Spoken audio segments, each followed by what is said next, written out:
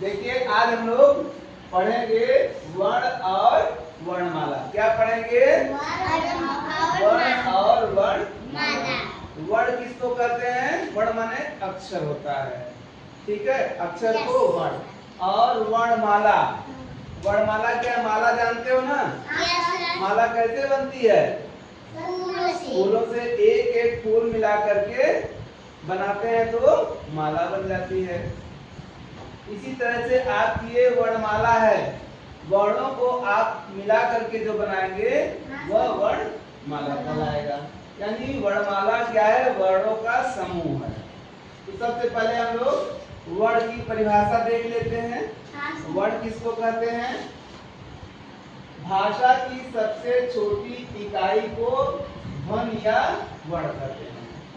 वर्ण किसको कहते हैं? इकाई, सबसे छोटी इकाई। जो सबसे छोटी इकाई होती है उसको ध्वनि या वर्ण कहते हैं। कोई भी जो शब्द बनता है वर्णों से ही मिलके बनता है। अब जो वर्ण होते हैं दो प्रकार के होते हैं। एक हमारा स्वर और दूसरा व्यंजन। स्वर क्या होता है? अ से लेके अह तक को स्वर करते। देखिए स्वर हमने यहाँ पर लिख दिया है, अ आ इ ई उ ऊ री ए ऐ ओ औ अं अः। ये कुल हमारे स्वर हैं। इनको हम गिनेंगे तो इनकी संख्या कितनी है? 13 है। समझ में आया? Yes sir. अब व्यंजन, व्यंजन क से ह तक को व्यंजन करते हैं। व्यंजन वैसे क से लेके ज्ञ तक है, लेकिन छ, त्र और ज्ञ इनको हम संयुक्ताक्षर कहते हैं। ये दो अक्षरों से मिलकर बना होता है, इसलिए जो शुद्ध व्यंजन है क से लेकर के ह तक हमारा है। अब यहाँ पे हम वर्णमाला की परिभाषा देख लेते हैं। वर्णमाला किसको कहते हैं? वर्णों के क्रमबद्ध समूह को वर्णमाला कहते हैं। किसको कहते हैं वर्णमाला?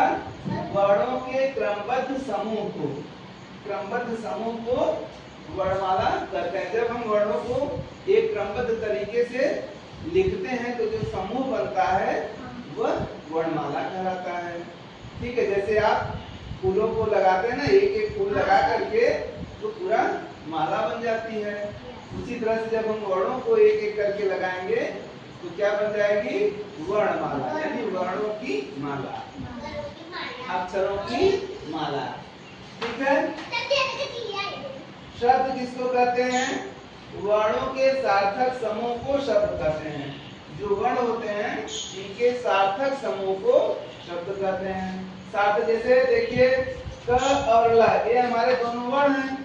अगर हम इनको मिला दिए तो क्या बन गया? कल। क्या बन गया? कल। तो कल क्या है? एक शब्द है। इसी तरह से घ और र को मिला करके जो हम लिख देंगे क्या बन जाएगा? घर बन जाएगा। घर क्या है? एक शब्द है। इसी तरह से बहुत सारे आप शब्द बना सकते हैं। ठीक है ना?